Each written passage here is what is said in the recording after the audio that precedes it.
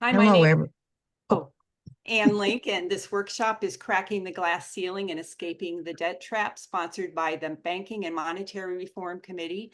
The workshop ends at 4:15 sharp, so if you have questions, please put them in the chat and we will ask the speakers if there's time at the end. Rita Jacobs will start off with a short introduction. okay. I want to thank everybody that's coming here, and we will have a short video that will be done by Steve Showen, and it's a video of a one-page cartoon that he actually drew for us at one time. And the video will last about 10 minutes. And after that, we will have individual speeches from 5 of our members from our committee, and they will each introduce themselves as they begin their presentations. And I just wanted to mention that Howard Switzer, our other co-chair, was scheduled to be here today with a presentation, and he had a procedure done at the hospital yesterday, and he's not able to be here with us right now. So with that, we will start with the video. And let's see, I think our hostess has to start that with screen sharing. And this is the presentation from Steve Showen.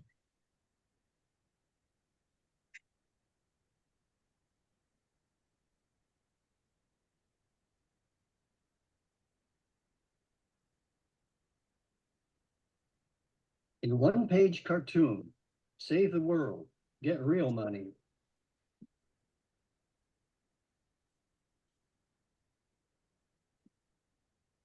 Today, we have a convergence of crises, economic, ecological, and geopolitical. The world is at the brink of an existential precipice. The time has come for transformational change. What will it take for the human species to pull this off? How shall we collaborate to do this? What do we need to know to dismantle the pillars of power and supplant them with a fair, just, and sustainable system that supports people, planet, and peace? As we shall see, it's all about the money.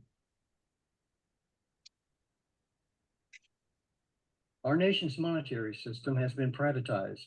It's a privately controlled for-profit system overseen by the Federal Reserve, which is owned by its member commercial banks. It may come as a surprise to many that most of our money is actually created by commercial banks as interest-bearing debt in the process of making loans. The U.S. Treasury creates only paper money and coins. The bulk of our money is digital bank money, is in fact rented to us, the rent being the interest on the loans. The interest compounds to demand an ever-growing return on investment, forming the basis for our debt and trapped economy. Under this system, we are robbed every time we spend a dollar. On average, 50% of the prices we pay for goods and services goes to capital cost, the interest going to the banks. It is the power to create money in the hands of those whose only interest is in maximizing profits for themselves that is behind every issue we face today. From wealth disparity to the climate emergency, money and power concentrates at the top, where it is used to manipulate geopolitics, the economy, and public policy. This system prioritizes generating wealth over solving problems, because solving problems is not profitable. Their owners are our unelected government. This corrupt, predatory system drives war, global debt, and environmental destruction just to satisfy its economic growth imperative. By contrast, Greens propose the historically proven solution of publicly issued money exclusively dedicated to public purpose. The Continentals that funded the American Revolution and the Greenbacks that sustained the Northern victory in the Civil War were debt-free, publicly issued money. Money is power and is the governing factor intended to fulfill the constitutional mandate expressed in the preamble.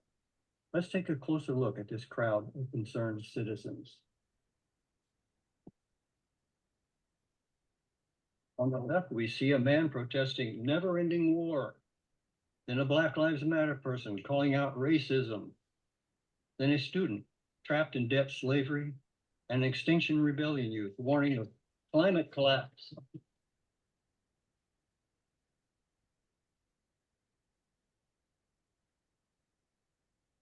The guys on the right are demanding solutions. Occupy the Fed, says one side. Another says, move to amend. That is to say, move to amend the Constitution to say corporations aren't people and money is not speech. And the guy on the right wearing the Green Party t-shirt holds a sign that says, pass the NEED Act, which we'll learn about in a moment.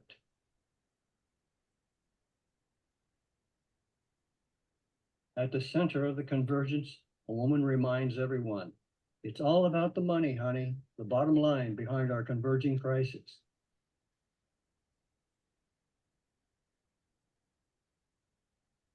Our very distraught citizen is back again, sounding the alarm.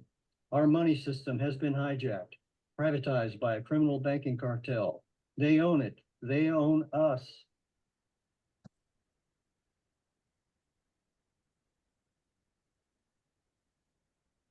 This bearded sage makes a pithy observation. Any government that does not control its money is controlled by those who do, and is an oligarchy, not a democracy.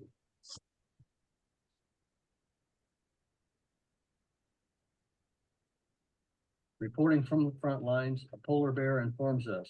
Now bankers run the show for power and profit, a finger in every pie, a deep state, a fraud on the world, wreaking havoc on people, peace, and planet.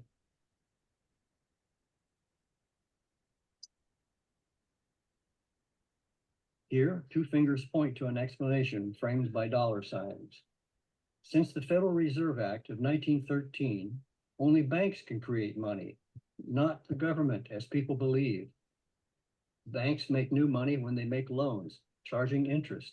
It's money as a form of debt, now a global extortion racket. Just to be clear, this bank money is created out of thin air. It's not lent from deposits, as people believe. The banks don't actually have the money to lend. But with the Federal Reserve Act, they've hijacked the power to create it, and the interest harvested is their profit.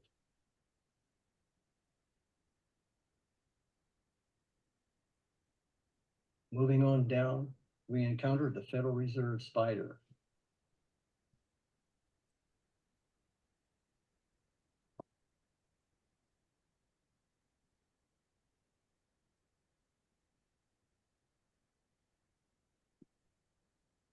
Here we find a restatement of how bankers' private debt money negatively affects everything. Compound interest on bankers' money demands exponential growth, making a claim on all resources, thus trashing the planet and debt enslaving us, dividing us, corrupting democracy, subverting free enterprise, war profiteering, propelling the world to the precipice. In other words, the debt spider wants to eat everything and turn it into money, entrapping us in its web of debt for life and leaving the world decimated.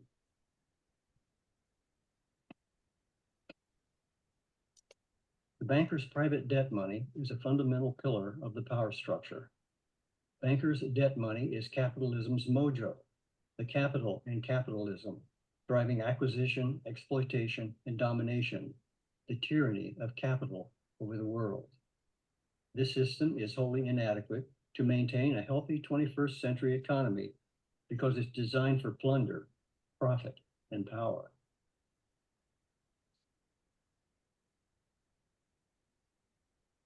So what is to be done?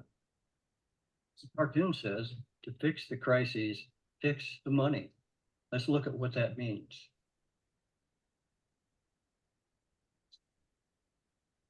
On the left, we have the Constitution, which gave we the people's Congress the sovereign power to create the money, debt-free for the general welfare. That can be found in the preamble and Article 1, Section 8.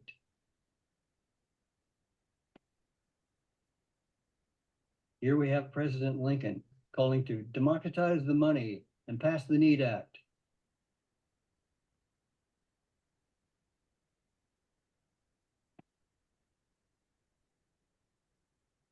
Nobel Prize winner Frederick Soddy reminded us of this fundamental truth. Publicly issuing the money is the most vital prerogative of democratic self-governance. That's worth repeating. Publicly issuing the money is the most vital prerogative of democratic self-governance. The legislation to make this critical change has already been written and introduced into Congress. It's known as the NEED Act and has three essential parts which must be implemented simultaneously. They are: 1, end bank creation of money; 2, bring the Fed into the Treasury; and 3, Congress creates and spends debt-free money into the economy for the general welfare. Thus, the NEED Act reestablishes public money for the public good. The NEED Act is the basis for the Green Party initiative called Greening the Dollar, which can be found in the platform section 4Ns.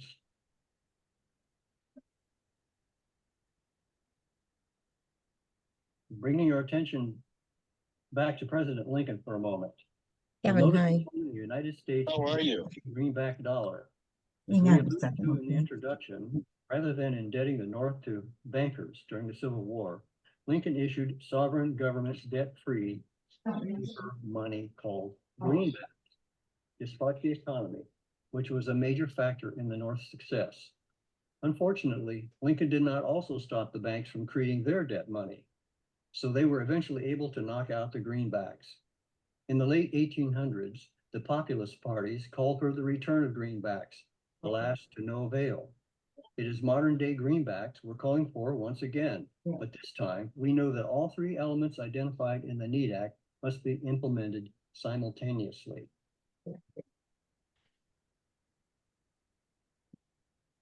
The Greening the Dollar, the NEED Act was introduced into Congress in 2011 by Dennis Kucinich and John Conyers after several years of legal review. It is there waiting for us to educate and elect a fresh, honest People's Congress to pass the act. You can find more details on the Green Party's Banking and Monetary Reform Committee website, greensformonetaryreform.org. The bottom line is, until we fix the money, none of the existential crises converging upon us can be fixed. To be able to enact the Green Party's beautiful platform, or have a real Green New Deal and be able to save the world, we the people must reclaim the money power and create real public money for the common good. Thank you. You'll literally never see this discount again. Don't miss Renewal by Anderson's flash sale. Stay tuned. Sorry, A lot of guys. people need to replace their windows or patio doors, but they put it off because they think it'll be too expensive. Hi, I'm Ann Romer. I'm here with Michael Smith from Renewal by Anderson to really work with the customers to find affordable solutions. We do, Ann. We're the replacement window division. Nice work. We get a commercial along with it, huh?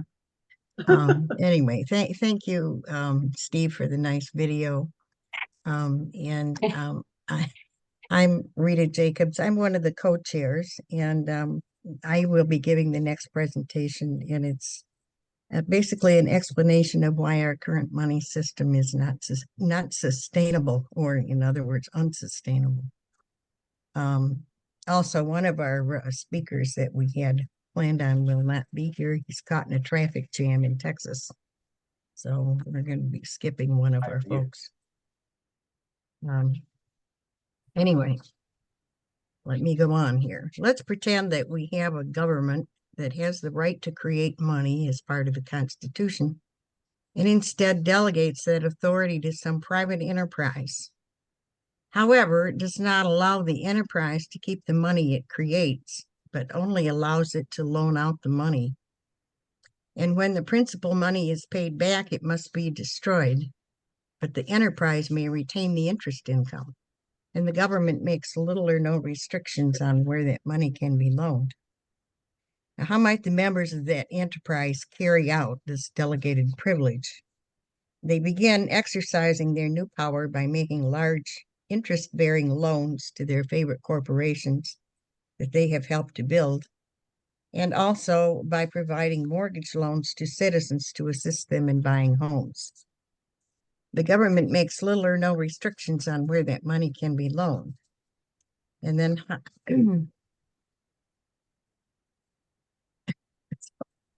I messed that up, huh? Anyway, they require a mortgage that would allow the enterprise to take and keep the property if the borrowers default in their payments. The money that the enterprise is creating eventually circulates in the economy and is used as a means of exchange by those persons within the country who buy and sell things to one another. And some of the circulating new money must, of course, be used to pay the interest on the earlier loans that the enterprise has made, as no one in the system seems concerned about where the money comes from to pay the interest on the loans. Eventually, the debt has built up and is about 4 times the amount of the money in circulation. So as the system remains in effect for a century or so, the debts keep stacking up. And the amount of new money in the form of loans must be created in greater quantities to make money available to pay the interest on the accumulated debt. The debt and the interest expenses keep growing. Let's see here. I have a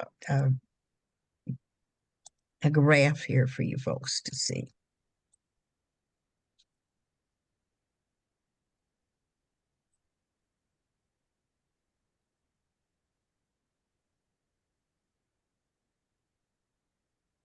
Okay. And anyway, the graph will show you how our the national debt has increased over the years, and this graph starts in 1923 and runs up to 2023. So that's basically 100 years. And our debt, this goes through 2023. However, our debt right now has just hit 35 trillion. So this is where it puts us today. The interest that is payable on the government's debt will reach about $880 billion in fiscal year 2024, which ends in October. And the interest is the fastest growing budget item in the federal government's discretionary budget. And when the national debt reaches $40 trillion, the annual interest on the national debt at 4% would be about $1.6 trillion. So anyway, that the government's going to have to figure out some way how to pay their national debt. So, in the meantime, we also have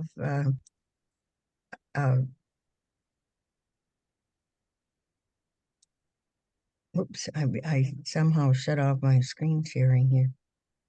Sorry, folks.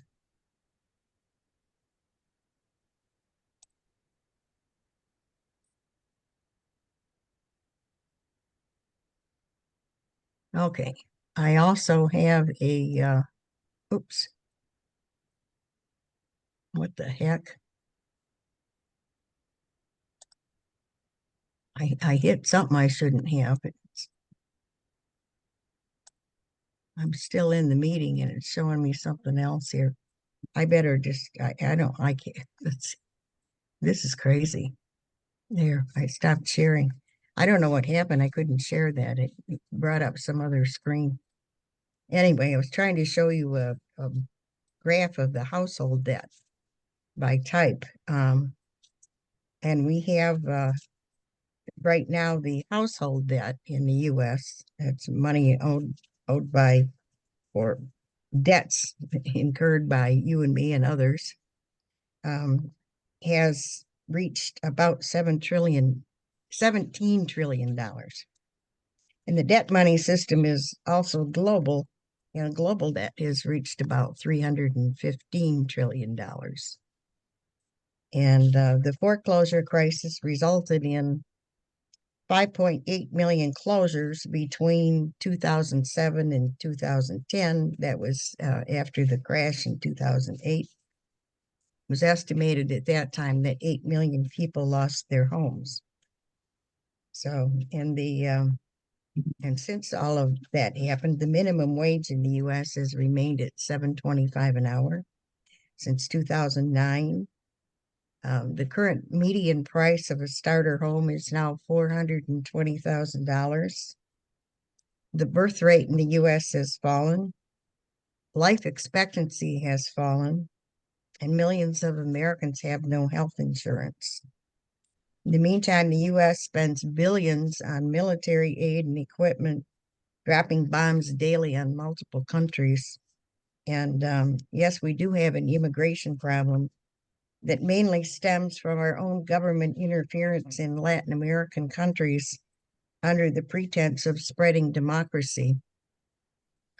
Our government has left young people with crippling student debt, low-paying jobs, unaffordable rent, a crumbling national infrastructure, in addition to a national debt now at $35 trillion. The 1 minute, government Mia. did this so big corporations would have more access to resources in the countries where the government claims falsely to be spreading democracy.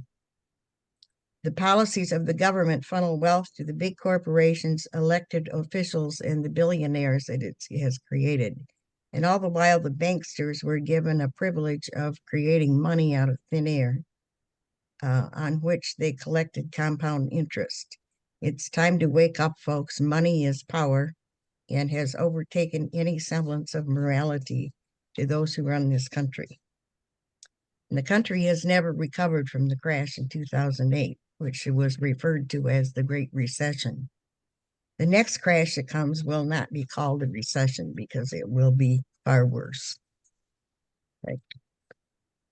I noticed that Howard Switzer has joined us while I was speaking.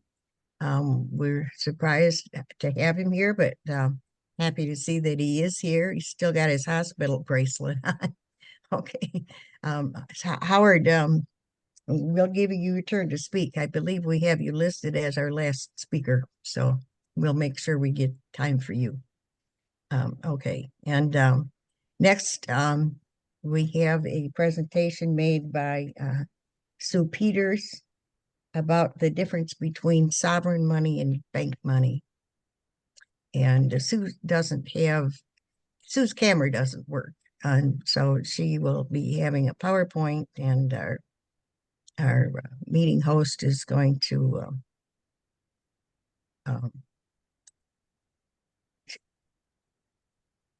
take care of her. Hi, I'm a member of the Banking and Monetary Reform Committee, and it's very important, this topic that I'm focusing on, the difference between sovereign money and bank money, because all of us, we lead our lives, we earn money, we spend money for our needs, for our kids' college education, buying a home or paying rent, buying clothes, food. It's just something that's in our life, but we never really think about it, the nature of it. So I'm going to talk about the nature of sovereign money and the nature of bank money. And let me just say, sovereign money is money issued by the government, okay? And when a government issues money in whatever form, it's an asset to the country and an asset to all the people. There's no debt involved with it when they issue the money. And the money, they issue it and they pay for expenses, right? A government has expenses. And the money circulates and gives us our economy where we can work and play and bring up our kids, right? That's sovereign money. That's a moral money. Now, this other type of money is called bank money. Its nature is totally different. It's produced by private commercial banks. It's privately owned banks.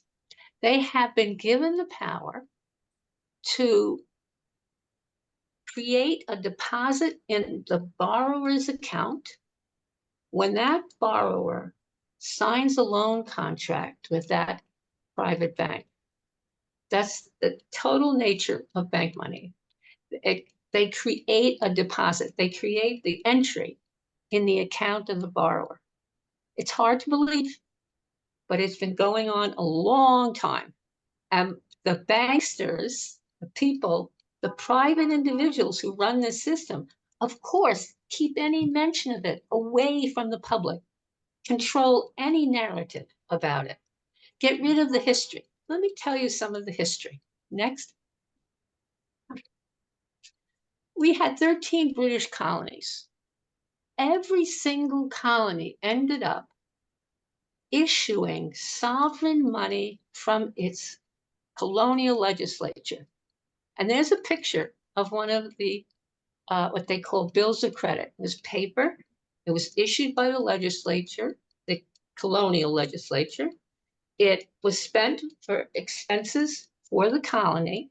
It circulated without any debt. It circulated and it helped people have an economy. You need money for an economy. You have to exchange things. And Benjamin Franklin said, internal trade, employment, new construction, and the number of inhabitants in the province all increased when Pennsylvania issued its sovereign paper money in 1723. That was the effect of it. It was a moral money, no debt, from the government. Next. And here is our Constitution. After we won our revolution from the strongest power in the world, we won it. And we've created a Constitution that put the power to create the money as sovereign money in our Constitution.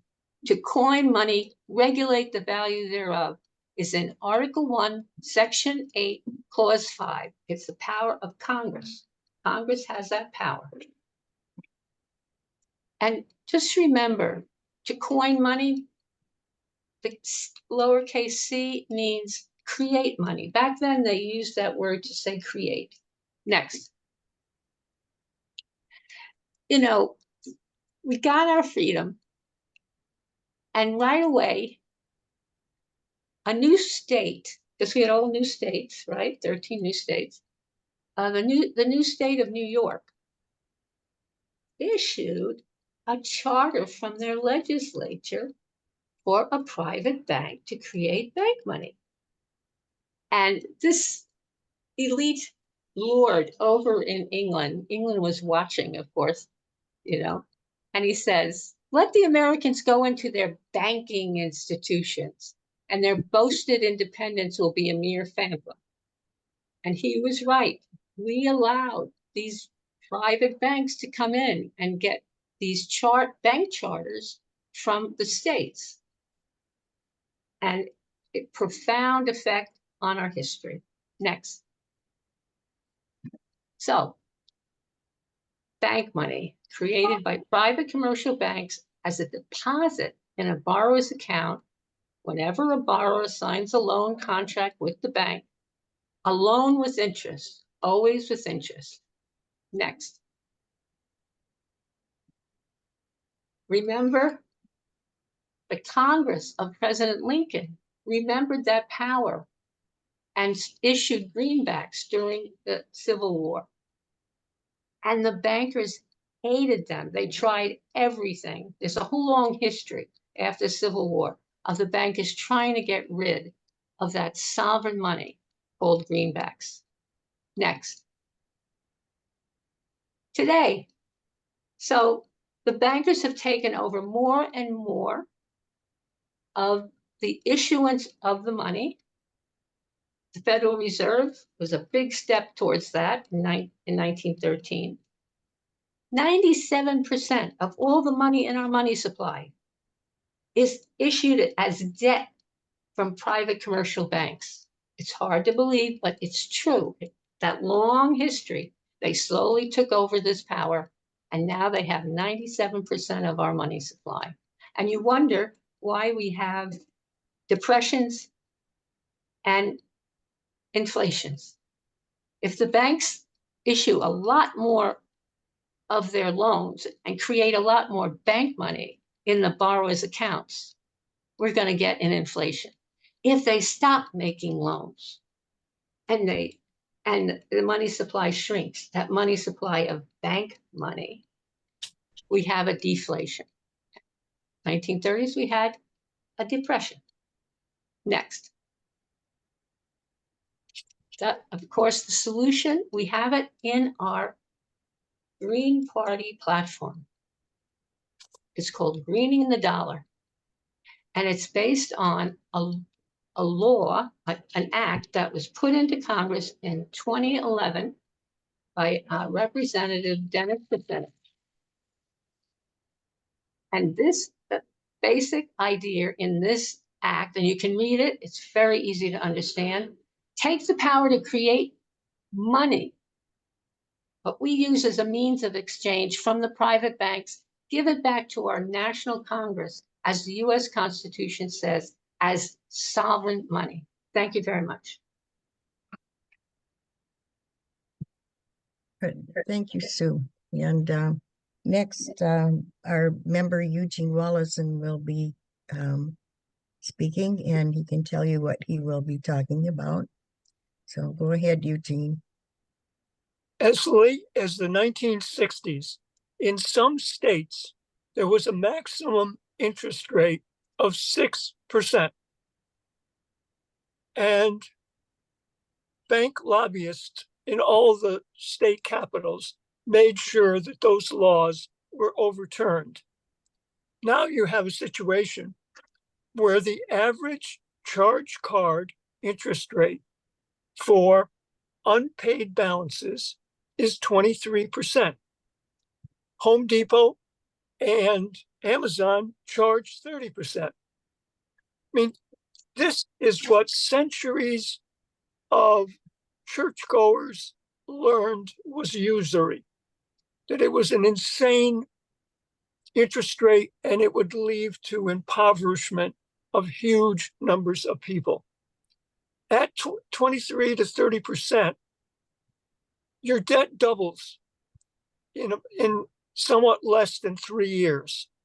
And it means people that are caught in that cycle frequently can never get out. And that's why some people die with college debt. Some of my friends, for instance.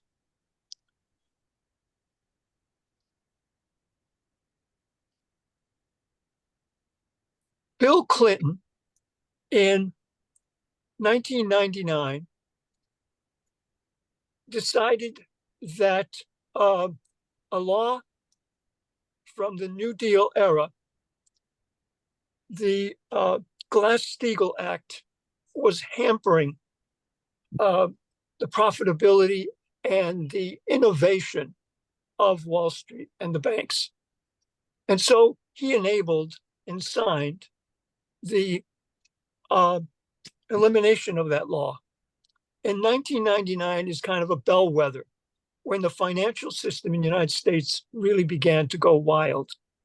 And the 2000 crash occurred, relatively minor in retrospect.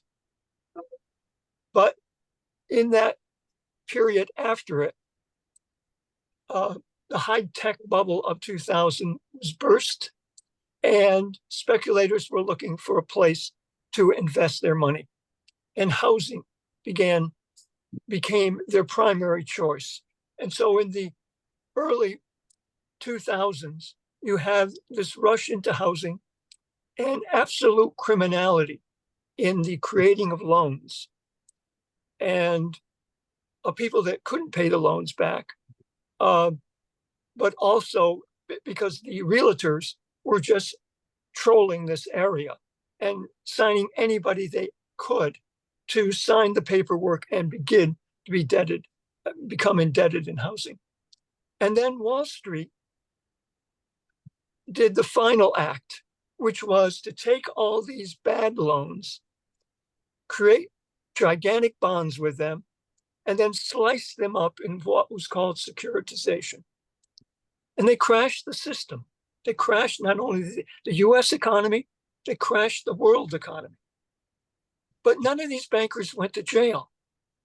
And the largest US bank, JP Morgan Chase, has 5 felonies because of that and other things. They're still in business.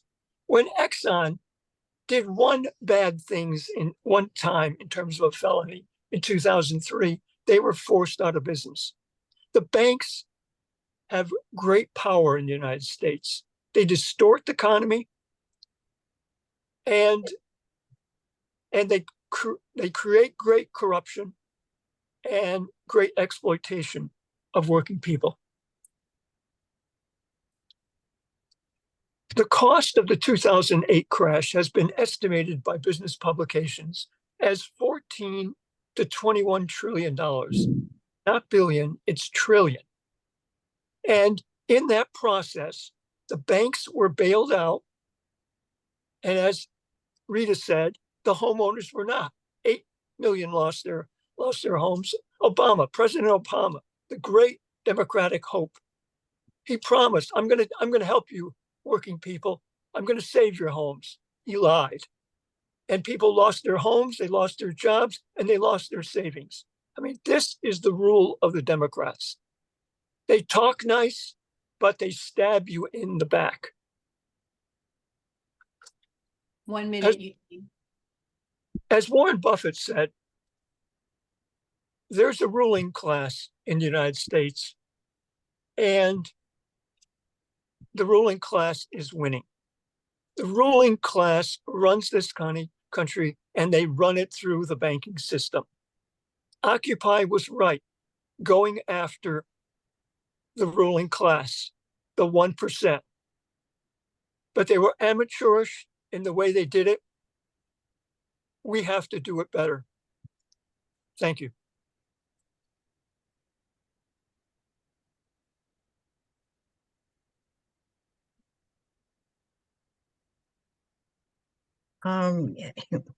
Next, Mary Sanderson will be talking to us about what proposals might excite you. Yeah, thanks to everyone who's spoken so far. And when Eugene says we have to do it better, I'm pretty sure he's referring to the same thing Steve and Sue talked about, which is the NEED Act, which the GP promotes in our platform.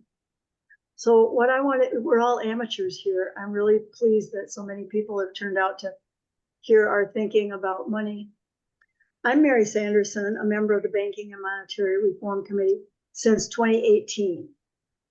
A couple of questions have dogged me since 1958, when my dad started warning us kids that we better get an education because the farm would sooner or later be lost to the bank.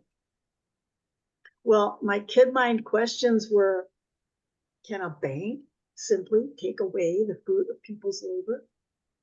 And how does that happen? Well, in 2017, I learned that it happens because banks are the ones who create new money when they lend, like Sue explained, and their only purpose is to become big and powerful by skimming away the fruit of everyone's labor all the time. Well, guess what?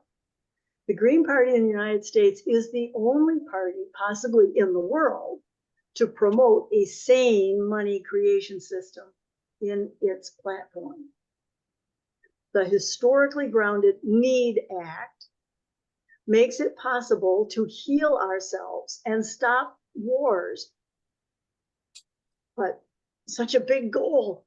I see your eyes rolling. Where do we start? Well, my dad used to say, money is like manure. It's only good when you spread it around. To this bizarre world where money and wealth are constantly flowing from the edges to the financial centers, I invite you to 2 human scale money projects aimed at spreading wealth around and that complement the Green Party work for the NEED Act. These 2 projects are time banks of local currencies. They're actually not the same. I bunch them together. And public banking. And incidentally, the next session after hours here this afternoon is going to talk about some of these same type of projects. So I'll go a little deeper. Local currencies and time banks are hands-on projects that let people create wealth and exchange services locally, outside the dollar system.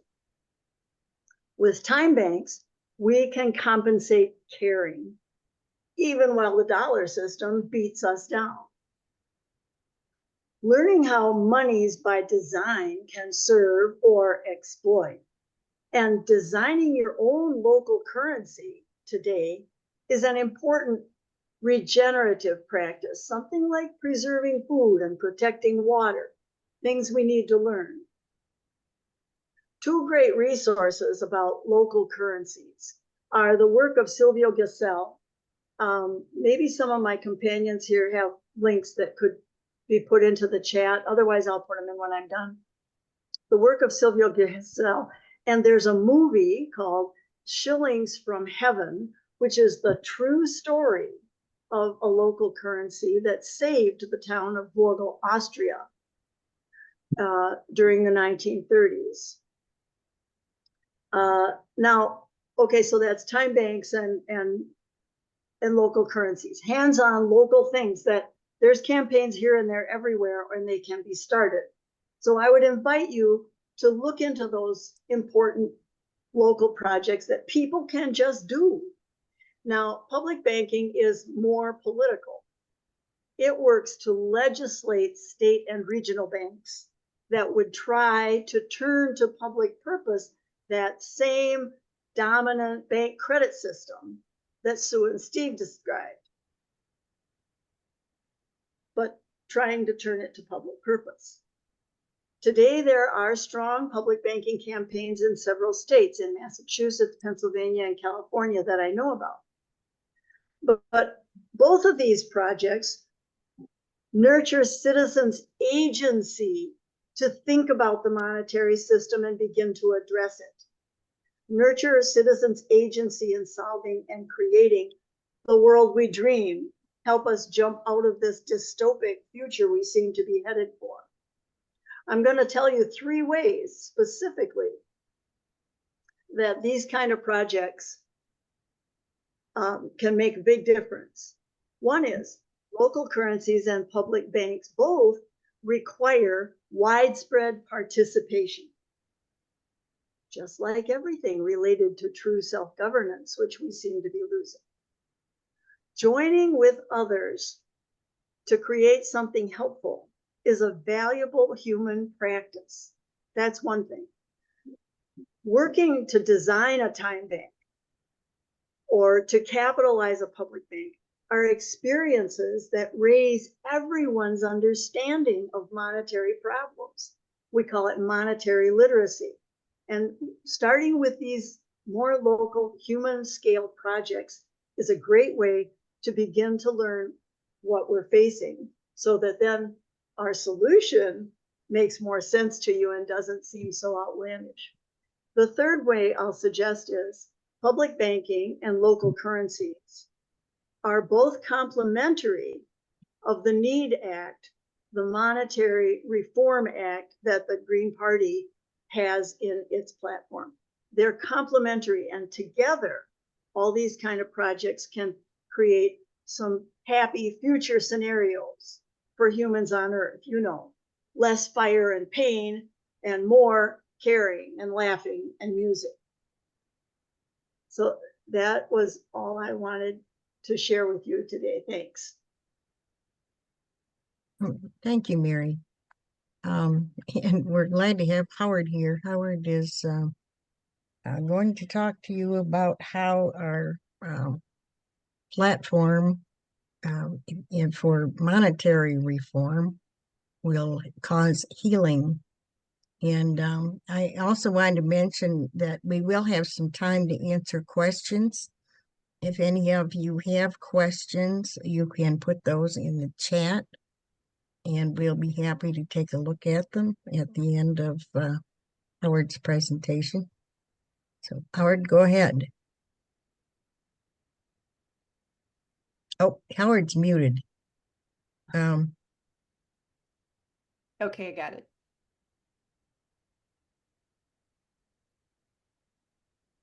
Okay, hi, everybody. Well, I have a few notes on the things that while the presentations were going, and just little places that I'd like to fill in if possible here. Clarifying comments, I guess you might say. Kevin actually, McCormick, who's not here, stuck in the traffic jam apparently, he said early on when Biden was elected that by the time Biden was out, it'd be a 40 trillion debt. And of course, he's basing that on the history, which is where the story is.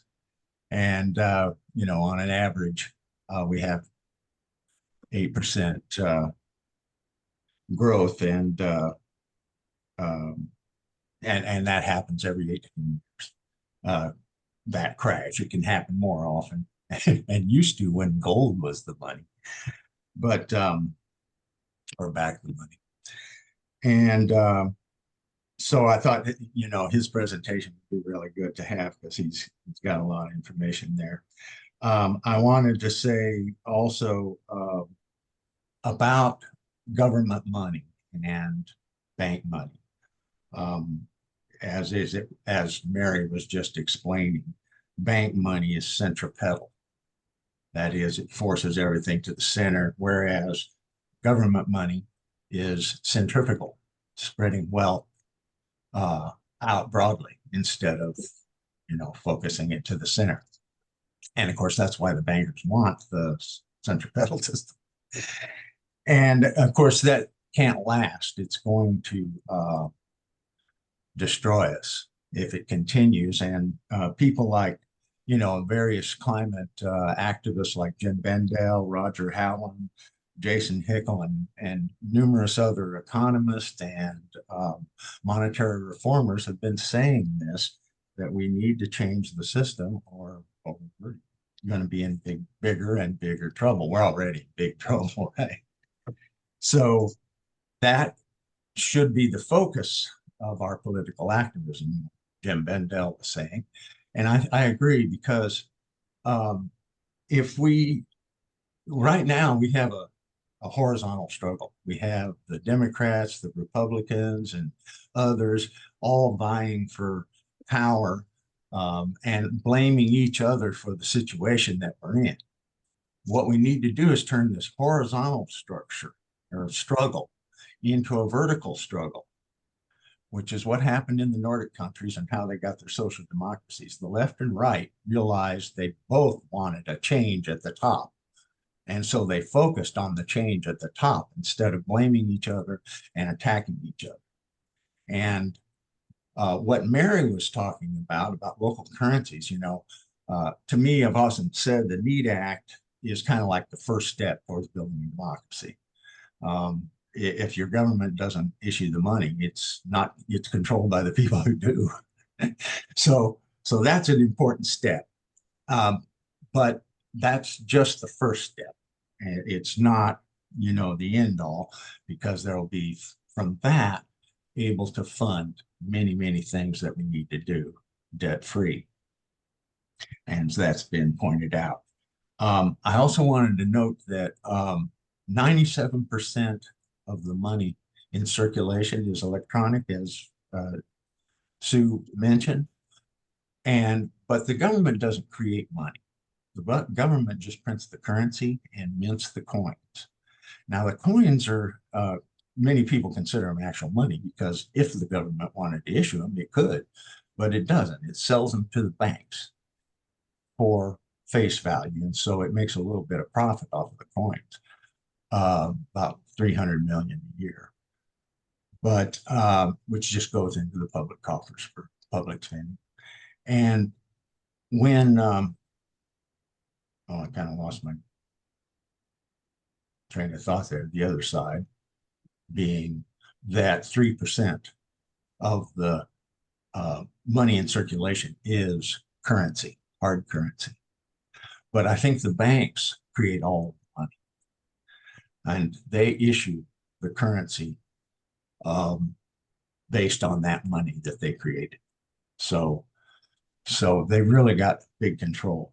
Now, Eugene pointed out a lot of the scam, you know, how it cost us so much. And one that wasn't mentioned was that the prices we pay for goods and services, on average, we are paying 50% capital costs on all those things. That means interest going to the banks. So they've really got a big scam going on. You know, it's so big, it's hard to imagine that it has been allowed to continue. And I think Carl Sagan nailed it when he said that when people have been bamboozled for so long, it's too painful to admit that they've been bamboozled. And so they just will suffer the consequences. And I think at some point that's got to end. You know, we've got to turn this thing around, because that's exactly what it would do. It would turn things around. Instead of concentrating wealth, it would be spreading the wealth out. And we're not wanting to tell everybody how to spend their money. We think the people will know. There is a collective intelligence that has never been allowed to happen because of the bankers' control of our lives. So put that money out there and people will do the things they want to do instead of the things they have to do to pay their debt, right? What happened when the greenbacks were issued under Lincoln? Henry Carey, who was his economic advisor, was watching what happened when $4.5 million worth of greenbacks were issued into the economy and debt started to go down. The businessmen were thrilled and happy because they didn't have a debt to deal with. They could just do their business. It didn't, and you know, make their money, do their thing without having to pay a big portion of it to the banks. And that's, of course, comes off of the labor of who created that wealth for the businessman, and he has to send it to the banks. So, you know, they're kind of under the thumb also. And I just read an article about I can't remember what they call it, but it's where businesses sell their business to their workers, right? And there's some companies that have been doing that. Only about 200 and some in the US, but something like 300 and some in England. It's happening slowly, where founders of businesses, and I suspect it's because they want to get out from under the debt because it's getting bad. And so they've got to deal with the government, where the government could allow the workers to buy the company from the guy without having to pay tax on it. He wouldn't have to pay tax on that money. And so the founders, that's kind of an encouragement to make that happen, where founders will sell their business to the workers. The most prevalent of that is they will sell it to a company that already has workers owning it. And usually the easiest sell, I guess. But that's a positive thing going on, but it ignores the elephant in the room, which is the debt money system. So what the founders of these businesses are doing, they're handing the problem off to the workers. They're having to deal with that debt. And, you know, so it's really the money system that has to change to fix things. Our proposal is a sovereign money proposal. And as I said, throughout history, people have advocated for that. Because that's how money is supposed to be done. It's been known for many, many centuries how money is supposed to be done, and most people even believe how it is supposed to be done, and it's not. And so if we could just make it that way, it's really simple. You know, it's a very simple change. The bankers make everything complicated, and they hire economists to make it even more complicated and to lie to you, because most economists don't know anything about money, and they operate on beliefs and assumptions, not real power dynamics. Let me say, like who owns it? Let's see, as far as healing, the origination of money was prehistory, and it was love. It was based on love, and it was based on giving reciprocity to the Earth Mother for the gifts that she has given them for survival. And so it became accustomed to offer symbolic value to the Earth Mother for the resources that they would take. And that's how these cultures balanced their impact on the environment with their needs. And that's what we need to get back to. We need to understand that connection. And I don't know why it's so difficult to talk to people about money, but it sure is. And you talk to any monetary reformer, you talk to the international monetary movement, you talk to it's a constant topic. How do we get people to realize they've been screwed so badly and want to change it? So that's where we are, folks, from my perspective. We need to deal with the elephant. And it's not a Republican, because I think a lot of those Republican communities, they might start issuing local currency just as a rebellion against the system. And I don't know if any of the Democrats would, because they're kind of, I don't know, they're just not progressive anymore.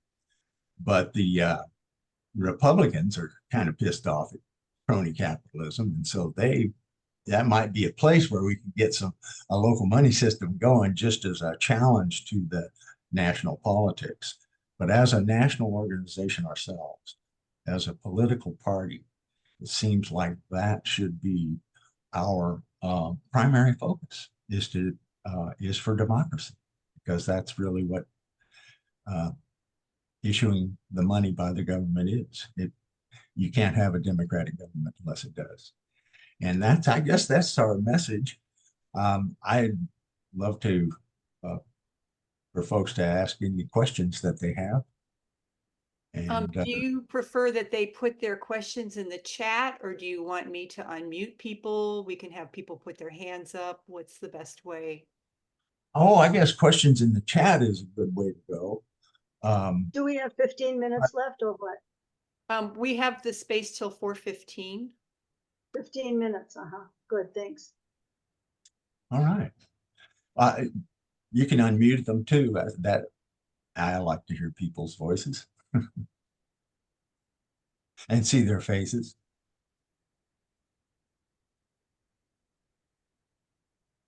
I'll ask a question. There was some platform proposals recently. I wondered if any of you would be interested in talking about those. Sure, I think we'll let the authors talk about them. Rita was the author of one, and Sue Peters was the author of the other. Rita? Yeah, one of the proposals was simply to add to the platform the reasons why monetary reform is important. And we had just added a few sentences To the introduction. In the introduction. Yeah. And they were not approved. And actually, there was absolutely no discussion about them on the national list. So Right. the other proposal was about parity, and Sue Peters was the author of that. And I will defer to Sue to answer any questions about it. I'll just say it was a parity economy platform plank, and it's again a reflection of how our educational system and our media have been really taken over by this money power of the private banking system. Just as the fact that Americans don't know that private commercial banks are creating the money we all need, just as they don't know that. They don't, the reason is because the bankers control the flow of information. And one of the histories in this country, very powerful history, has to do with our farmers. And it goes back to the early 1900s, where the farmers were being exploited by this banking system. And they wanted to organize and do something. And they went to Congress, and they worked for many years in Congress. And they finally got a parity bill, which would create sovereign money for the nation and would take the power away from the bankers. The bankers wanted cheap raw materials from the farm. You know, that's what imperialists did throughout the history of the world, you know. And it worked. It was a law, a federal law, a parity economy law. It was a federal law for 12 years. For them, or 6 of them after World War II. And then the bankers came back. That was it. They took control again. And look at our farmers. Every week since parity has ended after World War II, around 900 farms go into bankruptcy every week. And the creation of a corporate agriculture with horrible food that's sickening to our health. It all goes back to that banking system. Thank you. There's a question by Orzon Mazel. I'm going to ask them to unmute.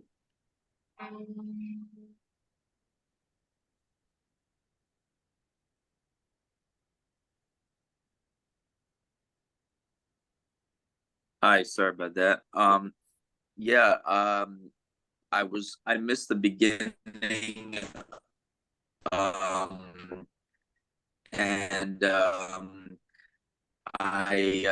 Some of what you're saying sounds similar to, you mentioned the name, one of you mentioned the name Jason Hickel. I think I've heard his name before talked about on the podcast, Macro and Cheese, you know, which is about modern monetary theory.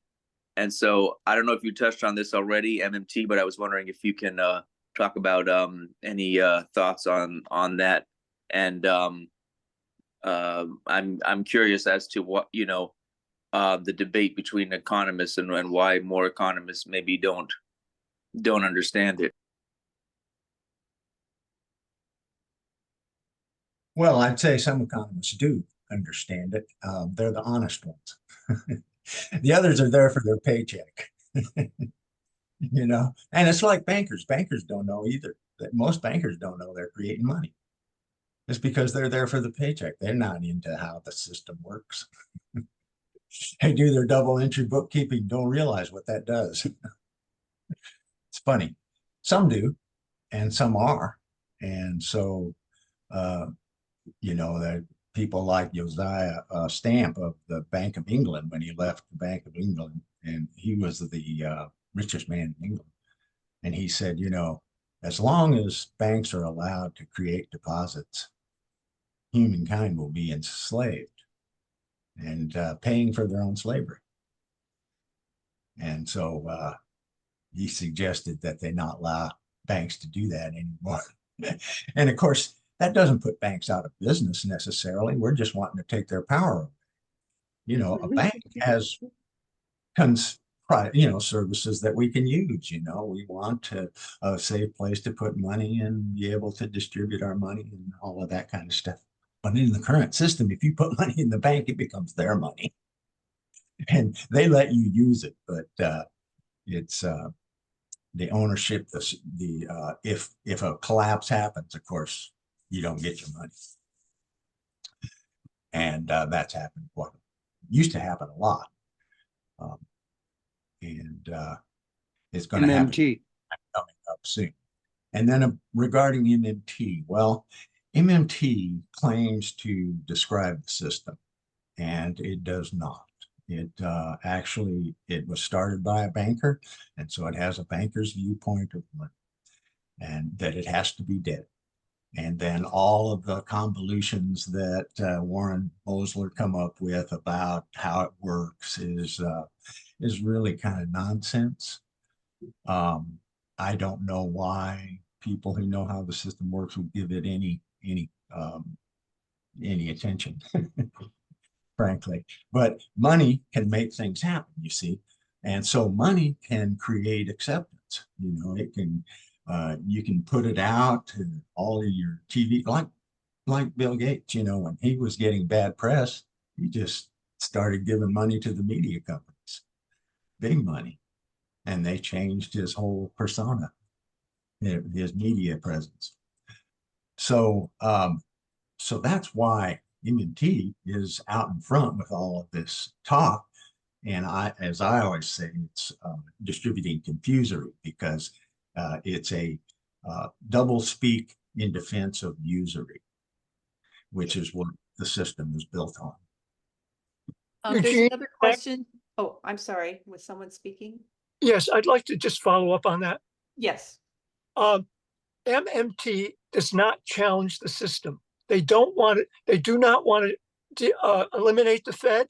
They're happy with the system the way it is. They are not a threat. And that's why 3 years ago, Business Week magazine gave them a 4-page spread of their ideas. It was a backhanded endorsement to put their ideas on the table. And when Bloomberg, you know, the $30 billion capitalist, does that, it's sending a message that these guys are okay. Their ideas are a little bit strange, but they're acceptable to our system. I also have another comment, but maybe you could go to the other question on the floor. Sure. It's Joel Fears. Just asking you to unmute.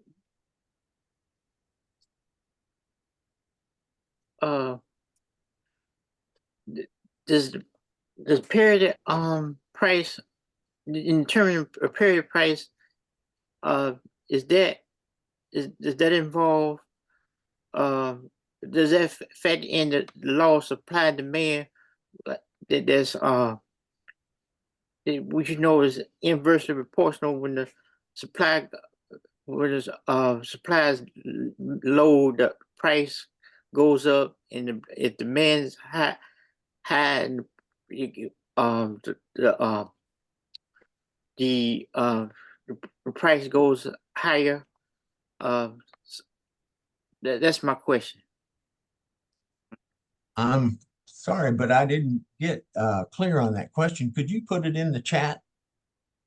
He did. Yeah. I think He I did, understood okay. it. I think I understood it, that does Oh, okay, parity, go ahead. you tell me if I got it right, Joel. If parity interrupts or addresses in any way the laws of supply and demand, I think that's your question. And I would answer that the laws of supply and demand have not been what, now others might disagree with me, have not been what actually creates prices like to consumers for a very long time, because the monopolies have become so big, and like for more than half a century. It's a few, it's like the Chicago Board of Trade and a few financiers who run the futures markets that are controlling the prices as they are now. And parity would certainly address that issue, yes. Parity pricing protects what the raw materials producers can earn so that they can earn a little something. And in that way, by paying fairly at the beginning of putting food, which is the big thing every year, we all got to eat and then it's gone, we got to produce some more. Giving fair price at the beginning of putting food into the market puts enough money into the market so that the food can be transported, processed, distributed, sold, and everybody along the way can make a little something with parity pricing, which is fair pricing to the raw material producer. So it certainly does address the fact that supply and demand is not what's been running things. Yeah, sorry. That's what establishes national income. We Is have the raw another, material. we have another minute. Eugene, you said you wanted to follow up something? Yes. During recent crises, financial crashes since the 1980s, the Federal Reserve Bank has put into the economy the equivalent in the 1980s of 1% when there was a recession. In 1990, it was also 1%. But in 2000, it was 3%. That's 3% of GDP. In 2008, the aid that had to be given was 12%. And in the COVID situation, it was 35%. So the Fed has just been pouring this increasing amounts of money into the system to save it. I mean, not to save working people, but to save the big banks. And that's why in 2008, Fed Chairman Bernanke said, don't worry, I've got a giant bazooka of money. I can just pour money into the system. And what they do is they bail out the bank. And it's not just 2008, it's Silicon Valley Bank in March of last year. Contagion hit it. There was a run on the banks, and that's bank fear. And that's why banks don't lend out their deposits. They're terrified there would be a run on the bank.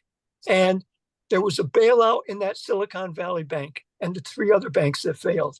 And those millionaires and billionaires, one had $10 billion in Silicon Valley Bank.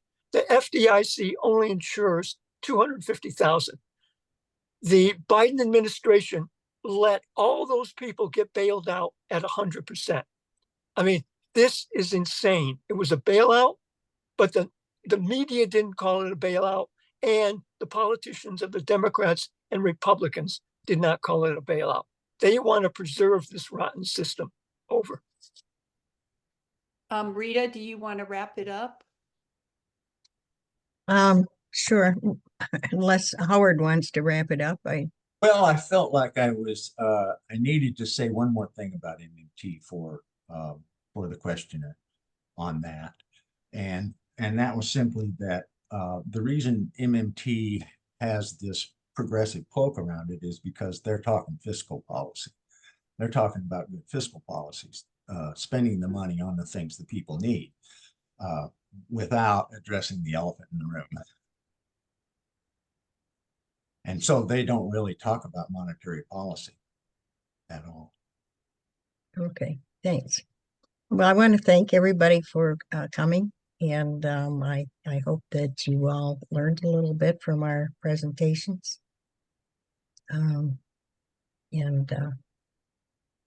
We do have a committee that if you are interested in joining us, we'd be happy to have you. We're always looking for new members. And so. We're mostly looking for your advocacy for monetary reform. Tell everybody you know about it. Right, that We'd too. like to see this be a discussion at the kitchen table. It's time to make the change. Yeah. Stop Okay. this. So thank you all. And thank you, Anne, for hosting us. Yes, thank you very much. Thanks, Ann. Thank you. Thank you.